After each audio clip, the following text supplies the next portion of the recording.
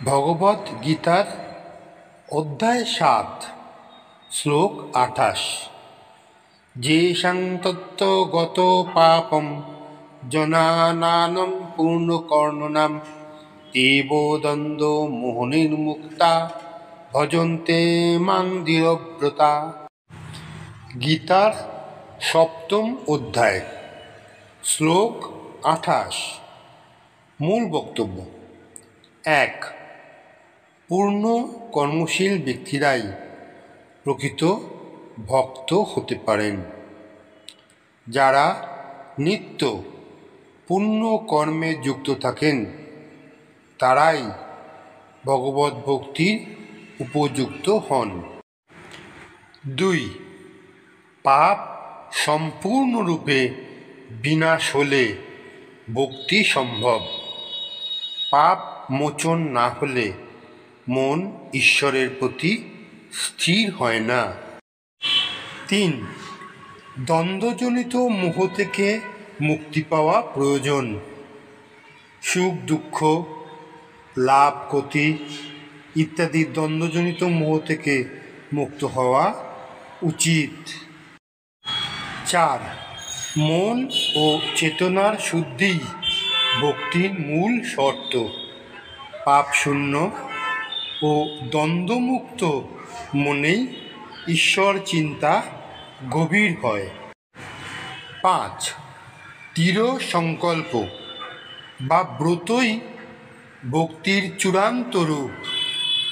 সত্যিকারের ভক্তরা দৃঢ় ব্রত নিয়ে ভগবানের উপাসনা করেন। ৬. ঈশ্বর ভক্তি আত্মশুদ্ধির ফল।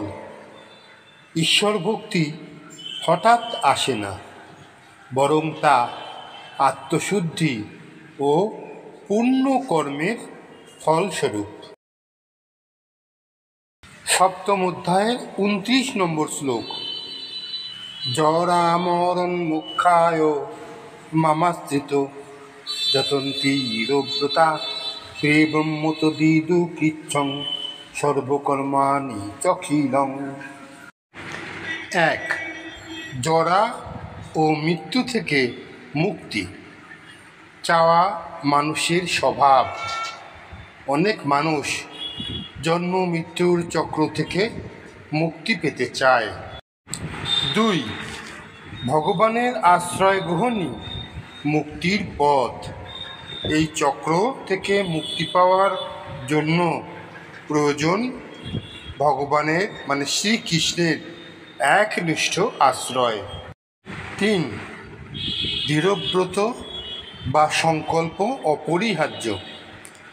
শ্রীকৃষ্ণের আশ্রয় থেকে যারা স্থির ও দৃঢ় সংকল্পে সাধনা করেন তারাই সত্য জ্ঞান অর্জন করেন। ৪. ব্রহ্মকে সত্যস্বরূপ জানেন। এরা সর্বত্র বিরাজমান। পরম সত্য অর্থাৎ ব্রহ্মকে জানতে দৃঢ়ব্রত বা সংকল্প অপরিহার্য। শ্রীকৃষ্ণের আশ্রয়ে থেকে যারা স্থির ও দৃঢ় সংকল্পে সাধনা করেন তারাই সত্য জ্ঞান অর্জন করেন। ৫. আত্মা ও কর্মের প্রকৃত স্বরূপ উপলব্ধি করেন। তারা আত্মার প্রকৃতি ও সকল কর্মের গভীর তাৎপর্য অনুধাবন করেন। ৬. এই জ্ঞানই মুক্তির সহায়ক।